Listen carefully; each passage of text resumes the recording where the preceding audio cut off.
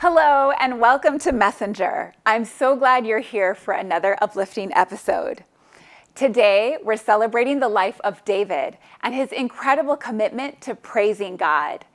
David shows us that praise is more than singing songs or saying nice words. It's about boldly declaring God's goodness in every moment, whether life is smooth or full of challenges.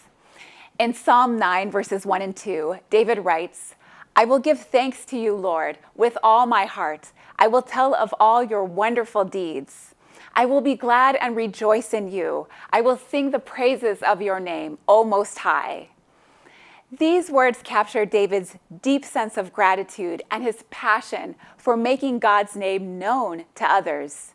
Through heartfelt stories and reflections from the Canadian Adventist Messenger Magazine, we'll discover how David's heart of worship can inspire us to deepen our relationship with God and share his love with the world. This episode is sure to leave you encouraged and uplifted, so let's dive in.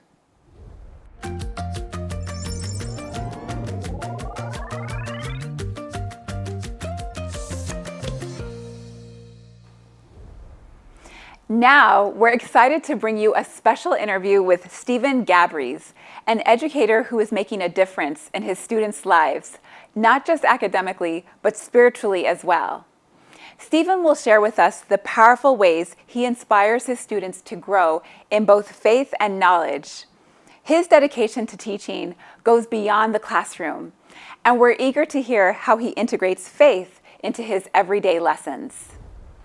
Hello, Stephen. Welcome to Messenger. We are so happy to have you here. Can you share what inspired you to pursue a career in education and eventually become a principal? Absolutely. I can just reflect back, I've always had a passion and a soft spot for children. All through my growing up years, even as a teenager, I connected well with kids and either playing with them and making them laugh to maybe even getting them in trouble at church because of the eye contact and the snickering we got going on there. I just had a draw for kids and being with them.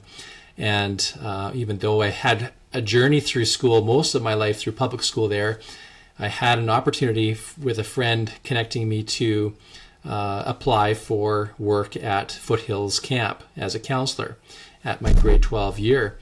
And that must say that was probably God has led in so many ways, but that was a key moment for sure that definitely changed some directions because I already had made decisions to go into physical therapy, probably sports medicine, something like that.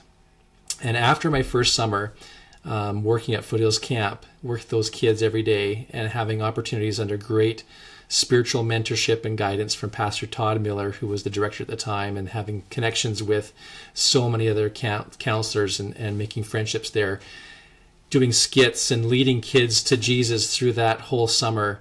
It just ignited and almost solidified that deep down calling that has been in my heart for many years. And it was within that first year, that first semester, that I already started to speak to my advisor and switched into education as my major. How has your time at Canadian Union College, now Burman University, shaped your career and perspective on education? I'd say that CUC, Burman University, definitely was a key element in many of the aspects of the successes that I think I've had over the years as a teacher and even as a leader. My time there, even with that transition year, I ended up spending 5 years at Burman. So those 5 years there were essential, I think, in crafting and preparing me with the many different skill sets and launching me into the areas that I've been a part of now. So like even from summer camp right to Burman University, being a part not just with the professors that helped guide the training, the teacher training that was part of that program, to many different aspects of the programs that were on campus, the relationships I've made with people, which I'm now involved in as colleagues, and even across, the SDACC. Those connections were so important, to the opportunities to serve the church or the campus with ministries, to music, being a part of the choral union choir and being on trips and all those things. They all has helped to put the package together to give me confidence, to give me skill sets, to nourish all the things that God has gifted me with to utilize in this profession. Your students excelled in an international mathematics competition. Can you tell us more about that experience and what it meant to you as an educator? That's been quite a journey. It started off really in my teaching career before I became principal.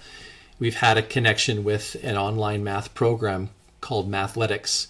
And within this program, there has been opportunities for us as a class or as a school to challenge our students, to see our rankings within the province, to see our rankings within the country. And there's some of these kind of national and even world challenges that we've had over the years. And so being a little bit competitive nature spirit as well as a person, as a teacher, I definitely helped to entice and work with the students to get them really on board. And being a good teacher is being a good salesman. So we were totally engaged. And one of the earlier competitions, it's a long story short, I had set all kinds of goals for them on a one-day competition just for fun.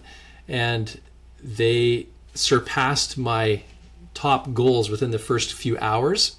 And so I even had to come up with more prizes and things that night, and we carried it on. And that's what kind of launched a partnership with 3P Learning, because they looked at the stats on that was online there. The implementation manager reached out to me and she says, "Steve, what's going on?" Because they were seeing College Heights Christian School all over the place with the rankings in the world right there. And so that kind of just brought a lot of joy. We've enjoyed different types of competitions. The most recent one that I'm referring to now as principal, being able to make connections and work with all my staff for an entire school opportunity, was with the 3P Learning company who puts on Mathletics. They invited me for a conference just over a year ago in Calgary. And so I was able to speak in their leadership conference there and actually meet many different people, including the CEO of Mathletics from Australia and multiple people of divisional type developers in this program. And in our conversations over that convention, they had talked about wanting to visit a school to give some highlights and, throw on their blogs and do some videos. And so they reached out to me and we started to brainstorm having an opportunity for the 3P Learning, the Mathletics company, visit our school and to see our space. And we decided, because there was a World Education Games competition coming up later that year in March. And this was a worldwide competition on numeracy. Basically, it's kind of like their addition, subtraction, multiplication, and division skills. And so we typically competed with that and participated in these kinds of events no matter what. But we thought, what better way to kind of bring up the hype is to have the actual 3P Learning Company team come to our school on the day of the competition. So we were working on details and the preparation, and of course the company themselves were like, "Wow, we should send you guys all shirts, so that they have T-shirts for the pictures and things." And we were just getting such a fortunate partnership with this company that I thought, well, it just makes sense to make it an outreach opportunity. And so we kind of made this as a goal for a Better World project that was currently being worked on by our high school. And so we kind of put two and two together. We turned this math competition into basically a fundraising event, kind of like a skip-a-thon thing, where we're raising money for this another school in Africa to build classrooms and clean water for them. And we were so successful that we raised over $10,000 with these kids and their pledges, with the work that they're doing on the Mathletics, that The 3P Learning Company athletics team even has a corporate donation zone, and they gave $5,000 as well to match with that. And so it was an incredible culmination event where we even had an assembly to celebrate the achievements and the money they raised. But the hard work of the students, they even thought that their points they're earning towards athletics was helping to raise the dollars for these kids in Africa. So it was a really rewarding and successful event. How has your faith in God influenced your approach to teaching and leadership in the school?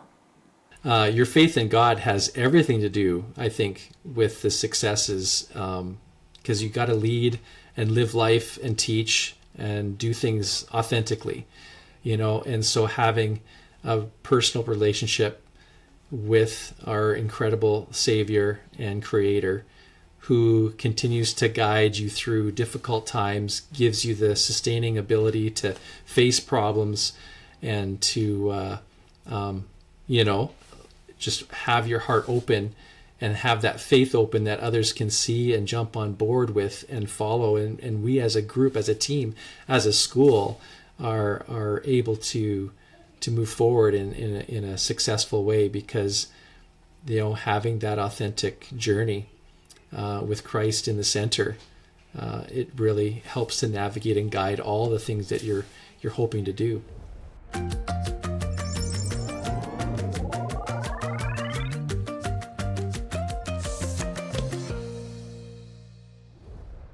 Hey Pathfinders, welcome back.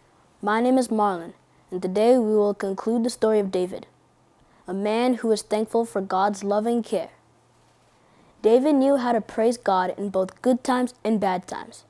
Our lesson for today is how we can have a heart like David, a heart filled with gratitude. What made David write many songs of thanksgiving to God? He wanted everyone to know just how good God is. Just like David, we can express our thankfulness through actions and words. Well, that brings us to an exciting honor that ties into today's lesson. It's called the Adventurer for Christ's Honor. Through this honor, we learn about growing spiritually and sharing God's love with others. We express our gratitude for what God has done for us by serving others just like David showed his gratitude through songs. We can do the same by helping others. The honor includes different activities that help you do this.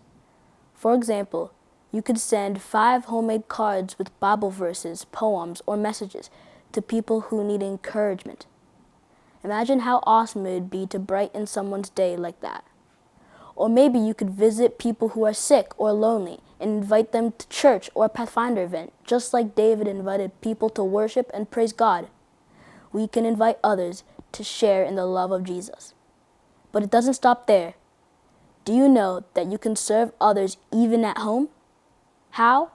By keeping your bedroom clean, making your bed, and doing kindness projects for your parents. These are great ways to share God's love. So, here's what I challenge you to do today. Think of one way you can show gratitude to God by serving someone else. Whether it's sending a card, helping a friend, or just offering a smile. Remember, we can always show our gratitude through kindness, just like David did in his songs of praise. I have a fun activity planned for you today. To help you prepare for this honor, we are going to make a gratitude chain. You'll need scissors, paper, markers, and a stapler or glue stick.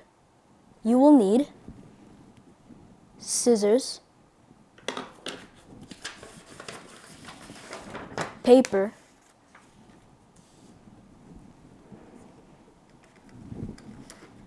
markers, and a stapler or glue. The first step is to cut the paper into strips like this.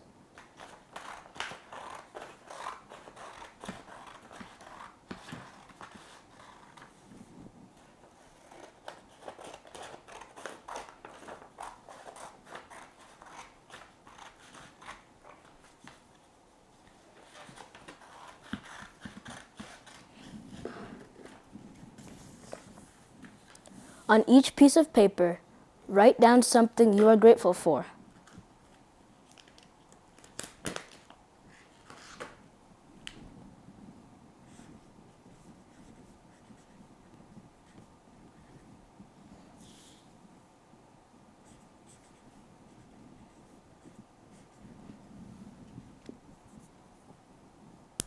The final step is staple the paper strips together. Ask your parents to help.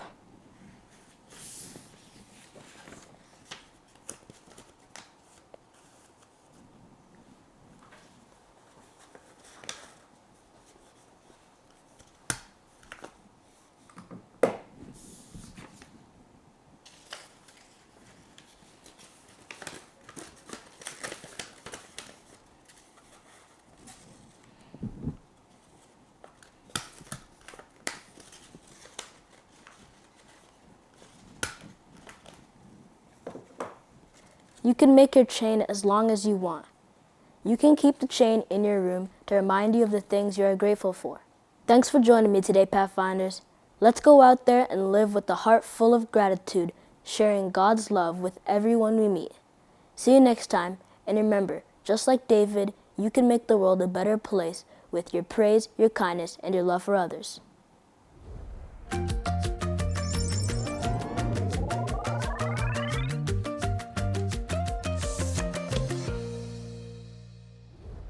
Now we're wrapping up with an interview featuring Douglas and Rebecca Pereira. They have an amazing story to share how they've experienced God's love and faithfulness in their lives. Pastor Douglas, could you tell us more about how the vision of Esta Escrito Canada's ministry inspired this mission trip to Sao Tome and Principe? Well, thank you, Adriana, for having us here. Esta Escrito has been around for 50 years. Okay, everything started with Pastor Henry Faraben, right? In 1973, he started the 5-minute show in the fall of 1973 in Toronto with the Portuguese community. And from that show in Portuguese grew, and then it became the It Is Written Canada that we know. And Rebecca and myself have been speakers, co-hosts, right, for the last... Year and a half? Yeah, year and a half. We started past fall, yes. That's right. 2 falls back, yeah. Fall to 2023, right? And since it was a very important date for us, 50 years of ministry, and a ministry that had led many people to Jesus Christ, we decided to have a year of celebration where we will have many outreach and evangelism events. And one of them, a mission trip to this island in Africa that speaks Portuguese. And it was an incredible experience. They started watching Está Escrito before we went there. So the show was being presented to people, open channel in São Tomé and Príncipe before we arrived. So they were acquainted with Está Escrito as well. Yeah, Wow. It was funny because we walk on the street. Oh, I watch you on TV, right? They recognize you. I know you from somewhere. And it took me a little bit to click that they were watching the show, right? You mentioned embracing Jesus' holistic ministry approach of teaching, healing, and preaching. How did this shape your activities in Sao Tome and Principe? I think that's a great question, right?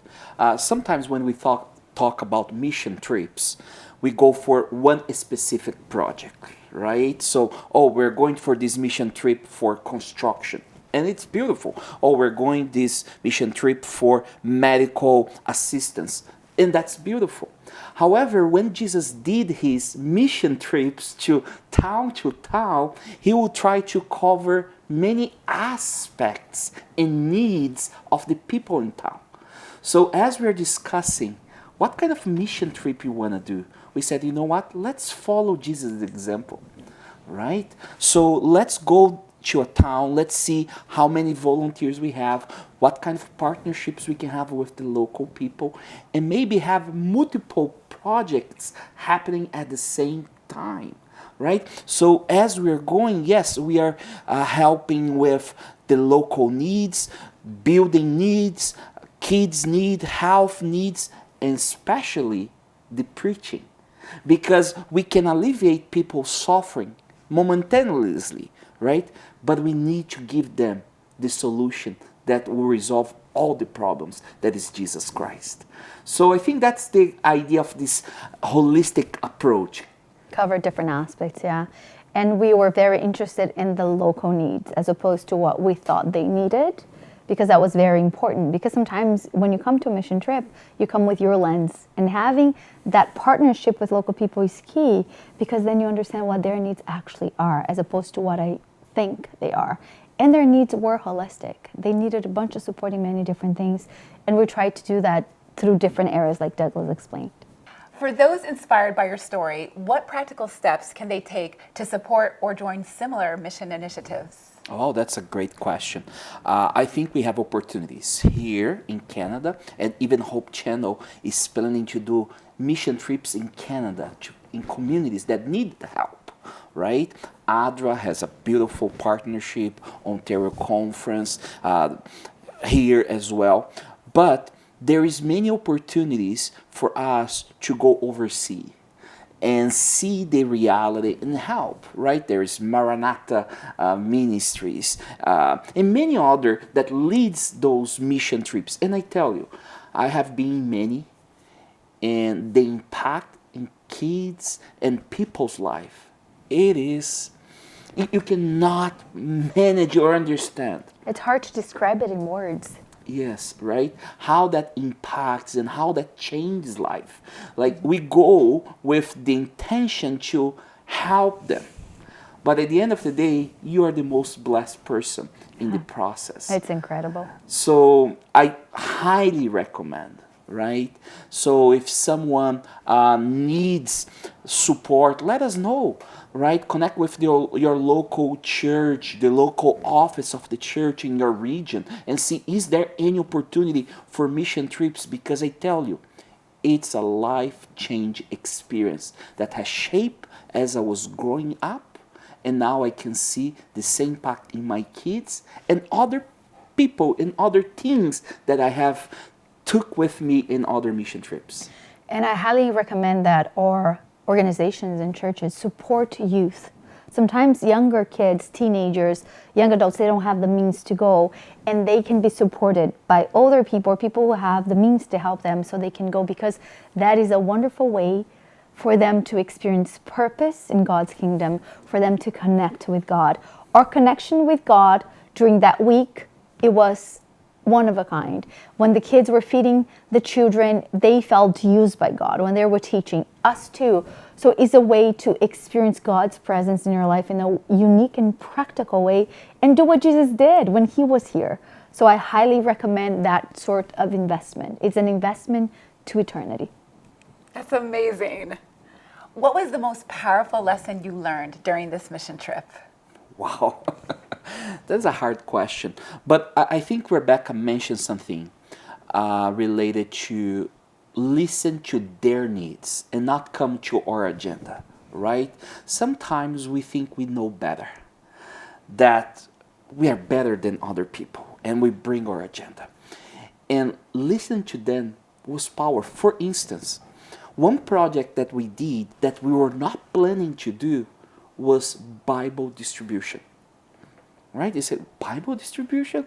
Why do we need Bible distribution, right? We never thought of doing such a project. But as we are meeting with them for months in preparing, trying to understand their needs, the local pastor said, you know what we need the most here?